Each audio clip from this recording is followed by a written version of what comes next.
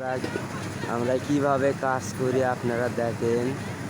দেখেন ধান উড়াচ্ছি, বীজ ধান উড়াচ্ছি, আপনারা দেখেন। বা একটা লাইকের ইশারে দেখেন মহিলা দেখেন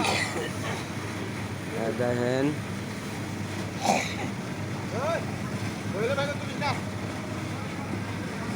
দেখছেন দেখেন কিভাবে কাজ করছি একটা লাইকের আশায়।